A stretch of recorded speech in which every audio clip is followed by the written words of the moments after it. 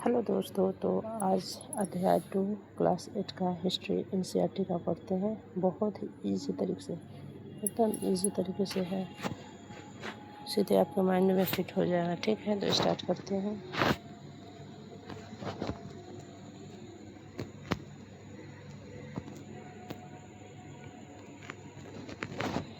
व्यापार से साम्राज्य तक कंपनी की सत्ता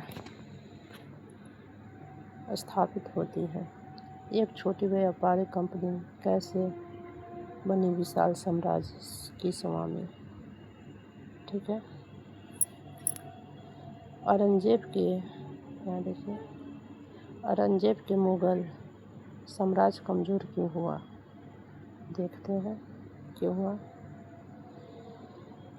औरंगजेब मुग़ल साम्राज्य के अंतिम शक्तिशाली बादशाह क्या थे? अंतिम शक्तिशाली बादशाह थे। ये रहे।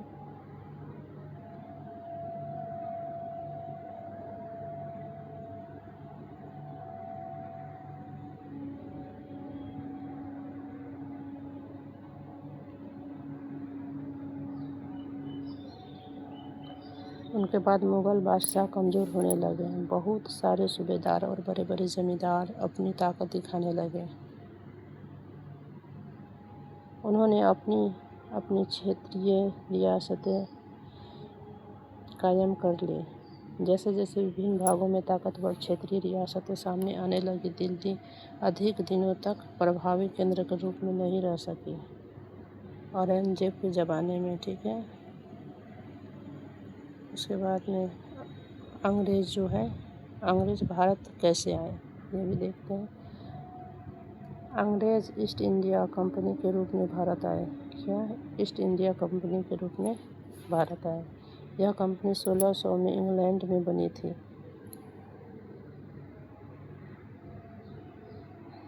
इसका मुख्य उद्देश्य भारत में व्यापार करना था। यह मसाले, रेशम, सूती कपड़े, नील, चाय आदि खरीदती थी। शुरुआत में अंग्रेज़ों का यहाँ के इलाकों पर कब्जा में कोई दिलचस्पी नहीं थी। शुरुआत में तो ये बहुत आए थे अपना करने के लिए, बिजनेस करने के लिए। उसके बाद में देखिए क्या क्या होता है। फिर उसके बाद में क्या हुआ।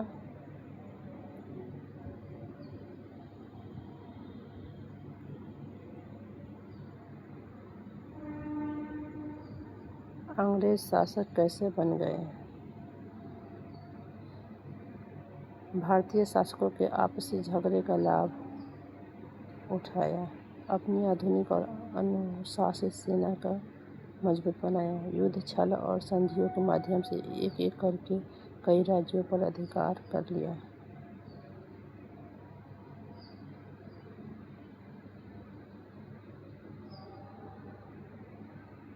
धीरे धीरे व्यापार करने वाली कंपनी भारत की शासक बन गई।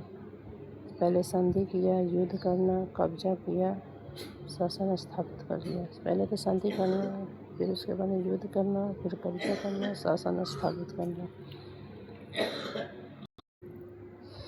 अंग्रेजों ने किन किन तरीकों से अपना शासन बढ़ाया। व्यापार के माध्यम से आर्थिक शक्ति प्राप्त की।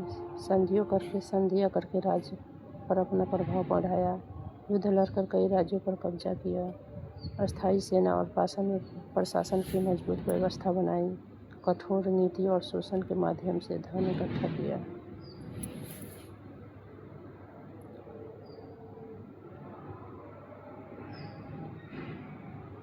फाइव में देखते हैं। अब आया 1857 का विद्रोह और बहादुर शाह जफर। 1857 में अंग्रेजी शासन के विरुद्ध भारतीय सैनिक और जनता ने विरोध किया। इस विरोध पर मुग़ल बादशाह बहादुर शाह जफर को अपना नेता माना गया। वह एक प्रतीक के रूप में बहुत सम्मानित थे। ये रहे।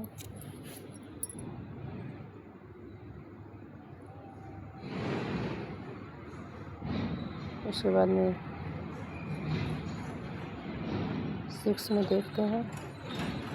कैप्टन हडसन द्वारा बहादुर शाह जफर और उनके बेटे क्या हुए, गिरफ्तार कर लिए गए। विद्रोह विद्रोह को दबाने के बाद कंपनी ने दिल्ली पर कब्जा किया। क्या किया? कब्जा कर लिया। कैप्टन हडसन ने बहादुर शाह जफर को गिरफ्तार कर लिया। उनके बेटे को गिरफ्तार किया गया। उनके बेटे को गोली मार दी गई। बहादुर शाह जफर को रंगून वर्मा निवांशित कर दिया गया। इसके साथ ही भारत में मुगल शासन का अंत हो गया। ठीक है, फिर आते हैं, यहाँ से देखते हैं, यहाँ संक्षिप्त कालक्रम देखते हैं। 1600 ईस्ट इंडिया कंपनी की स्थापना हुई थी। फिर 17वीं सदी में भारत में व्यापार की शुरुआत की थी। फिर 1757 में प्लासी का युद्ध बंगाल पर कंपनी का नियंत्रण हुआ था। फिर 1764 में बक्सर का युद्ध कंपनी की शक्ति और बढ़ी। फिर उसके बाद में क्या हुआ? 1793 से 1818 को कई राज्यों पर कब्जा और कंपनी का विस्तार किया। प्लस में 1857 में विद्रोह, बहादुर शाह जफर की गिरफ्तारी और मुगल शासन का अंत हो गया। याद रखने वाली बात है, अंग्रेज व्यापार करने आए थे, लेकिन भारत क्या था? भारतीय राज्यों की कमजोरी, आपसी फूट और अपनी सैन्य शक्ति के बल पर पूरे भारत के शासक बन गए। इसीलिए आपस में लड़ाई झगड़ा नहीं करना चाहिए। ठीक, अगर वीडियो पसंद आए तो लाइक, सब्सक्राइब और शेयर करें, इससे मोटिवेशन बढ़ेगा। तो फिर मिलते हैं। जय हिंद, जय भारत। Thank you.